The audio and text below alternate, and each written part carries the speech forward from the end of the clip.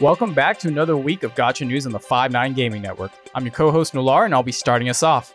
If you're enjoying the content and want to stay tuned for your weekly Gacha news, remember to like the video, leave us a comment, sub to the channel, and turn on notifications. What does this week have in store for us? Alright, you thought 6 years was good longevity for Dokkan Battle, right? Well, Granblue Fantasy just turned 7 years old on March 10th. For its 7th anniversary, tons of content will be coming, but let's start with the characters. A new water character called Isaac, that kind of looks like a beefy Big Daddy, is coming, along with Beatrix, an Earth user. Two new summer skins are gracing our eyeballs. Here's Andrea's, and here's Cumbria's.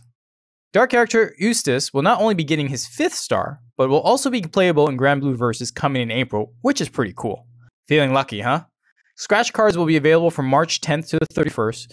For players to win, they must match 3 of the same square.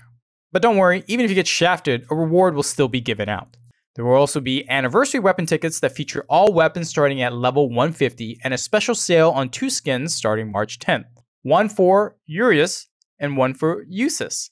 Tickets for 2019 limited characters and 2020 holiday characters will also be returning. In the Star Premium draw, there will be 2 sets.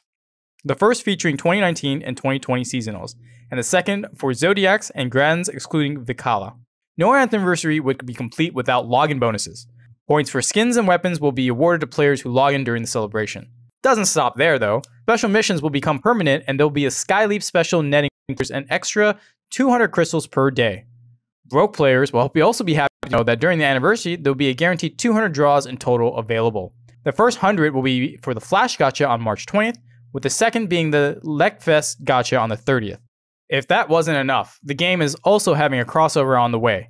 It's planned to come for April Fools and will feature a collab with Bo. I'm going to just pretend I said that flawlessly and move on.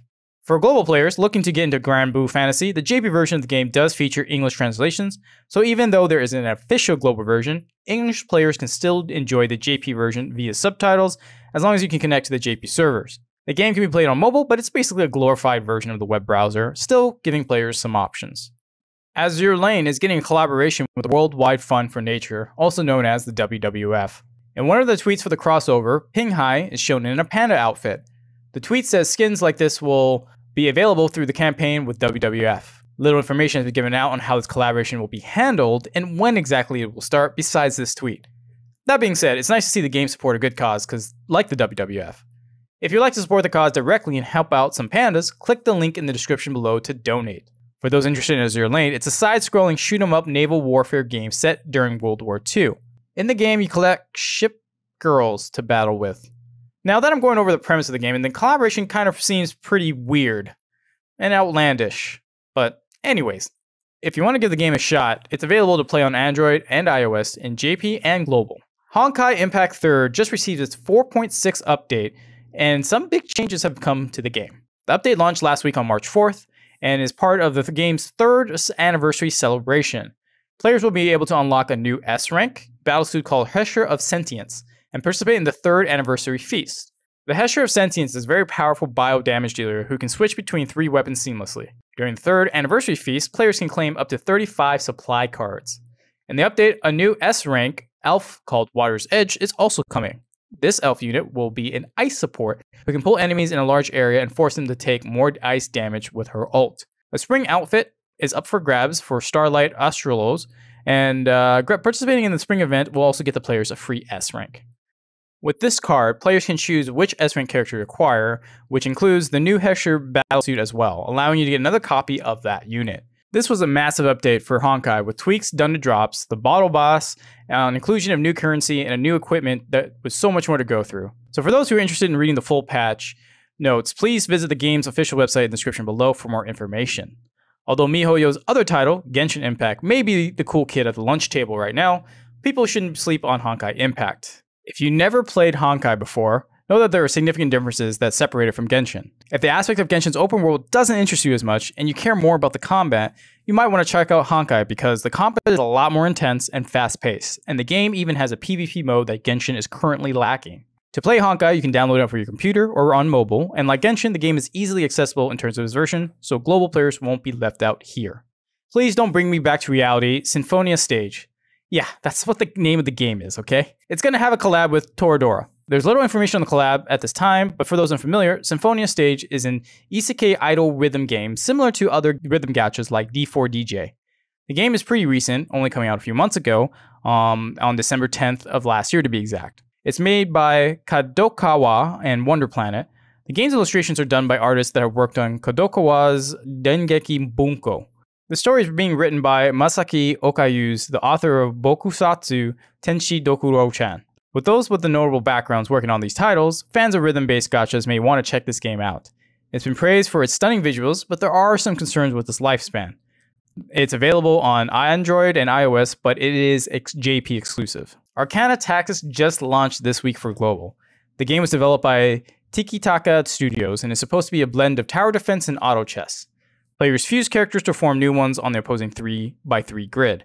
The game features 70 different Arcana cards to build decks with. There's an abundance of heroes to collect, over 139 at release, including archers, paladins, vampires, and marionettes are a few of the hero types. For the story, evil forces have taken over the world, and the only way to survive was the heroes to bring the player back in time where the goddesses existed. Because the gacha is so new, now would be a time to give it a good try, and who knows, it could be your next favorite gacha. Then the game is very accessible, so if you're interested, it's most likely available in your region on iOS or Android. Naruto x Boruto Ninja Tribes is having its first anniversary. Naruto fans have been looking for a new game after the shutdown of Blazing. You might want to give this one a whirl. The game lets you pick teams of 9 with only 3 able to be on the battlefield at once. Special moves can be performed depending on your party members. For example, if you have a team of 7, which is Naruto, Sasuke, and Sakura, you'll be able to perform a unique special attack. The gameplay is turn-based with a color wheel giving every unit an advantage and a weakness. You can upgrade a character's armor and ninjutsu to make your ninja the strongest they can be. The game features PvP in Ninja Area, a tower mode, joint exercises that allow players to play missions together, as in raids as well.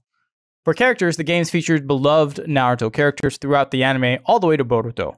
The summon animations are also pretty fun to watch. It's basically the scene in the Boruto movie where Naruto's hands Boruto's a huge Rasengan and slams it into Momoshiki. Players will be able to see this summon animation a lot because the anniversary gives up to 120 free pulls. This makes it perfect for newcomers to start building teams. Game is available for browser and mobile for iOS and Android, for JP and global as well. Idol multimedia project and anime Idoly Pride is having a mobile release under the same name. For those unfamiliar with Idoly Pride, it's described as a large-scale medium mix project with multiple creators including Cyber Agent Group, Music Rin, and Straight Edge. Character designs are done by QP Flapper with Mayashi Oishi, Ryujin Kiyoshi, and Yu Sakai providing songs for the idols. The game is said to be an idol management RPG where players watch the growth of idols as the game goes on. You take control as the manager where players can take calls and messages to their idols. Other responsibilities include supporting idol activities such as handshake events and live battles.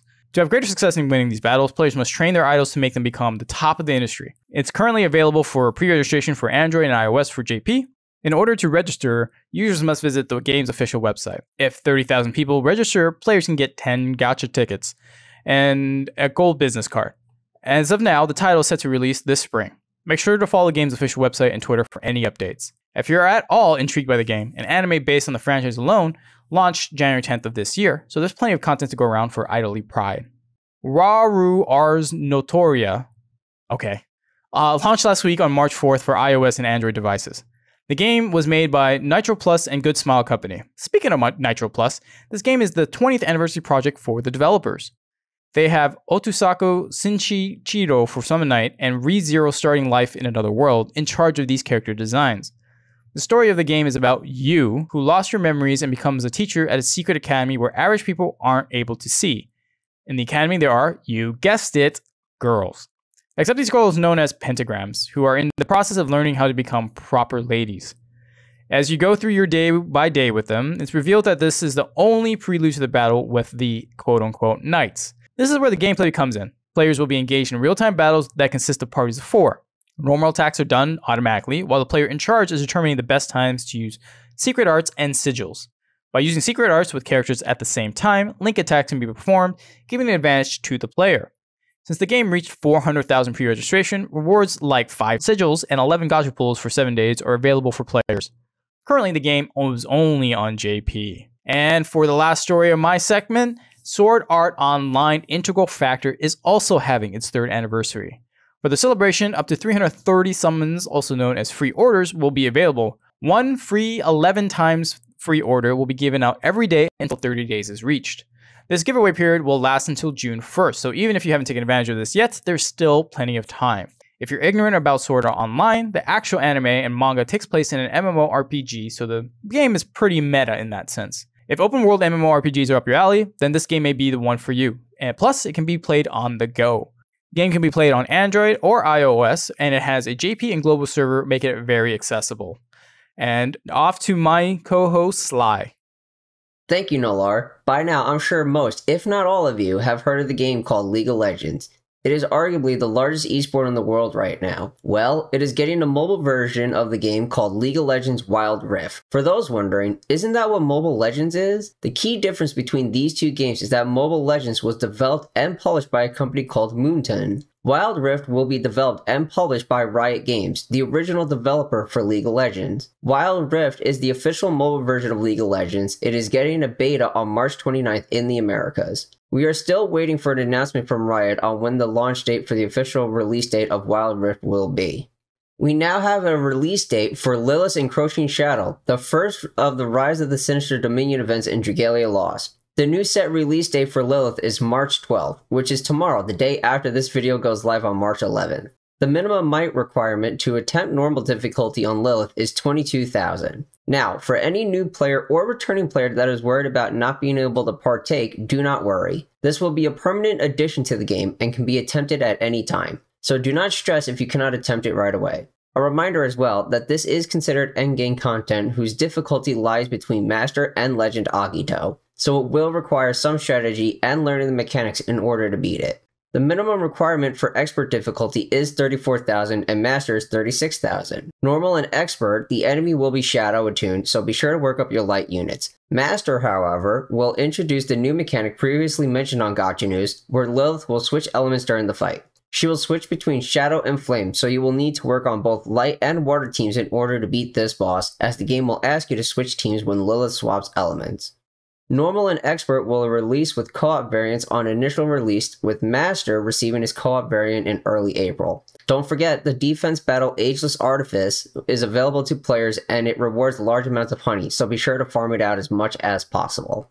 JP Grand Cross is finally getting Hawk and Oslo. For those unfamiliar with what they do, here's a brief recap. Their first skill deals single target damage and lowers the attack stat of the target. Their second skill deals AoE damage and reduces the ultimate move gauge by up to 3. And their ultimate deals single target damage and expels a unit. Expel will exclude the target from battle and skill targeting for 2 turns and reduces the enemy's card usage by 1. For those curious, the one Escanor with his full passive built up where he's immune to debuffs, he will not negate this effect and will still be expelled from the battle. Now, you may be thinking, wow, this unit is incredible and has great utility. While this is true, they were a global first unit and they have not been seen in PvP since the first week of their release. In order for them to be even remotely considered useful, they will need to be 6 out of 6 for their ultimate, otherwise you will lose out on CC battles frequently. Not to mention that their first skill only reduces the attack stat, and not all attack related stats. So stats such as crit chance, crit damage, pierce, etc., they will not be affected by this stat reduction. Hawk and Oslo's banner is also not that great either, with the only unit on there being worth anything is Tarmiel. While there are some OC units such as Evil Lilia and Red Easton, they are still not worth summoning for since the rest of the banner is average at best. So if you are unsure of whether or not to skip, you are better off skipping. As always with new units, there are new costumes available for purchase for Hawk and Oslo. There's an Escanor and King style outfit, a Bon and Meliodas style outfit, and then an astronaut style outfit. The special boss Giant Hawk, yes, I'm serious, a big piggy boss, will be making its return. Here, you will be able to acquire special items that you can exchange for various materials and items. There's a copy of Hawk in the shop available for purchase, so if you do not have Hawk at all, there is your free copy. Do keep in mind this is only Hawk and not Hawk and Oslo. Other items such as cosmetic upgrades, engraving stones, and blue crystals are also available to be exchanged. Remember during King of Fighters collab when we had 4v4 PvP? Well, it is returning to ungeared PvP for 2 weeks. Units such as Green Roxy and Coinshop Bond will be looking really nice these 2 weeks. I might try that out personally for some fun. That is all for this week's Gacha News. I'm your co-host Sly, signing us off here at 5-9 Gaming for Gacha News this week. Tune in next week for more Gacha News. Have a great weekend, everybody.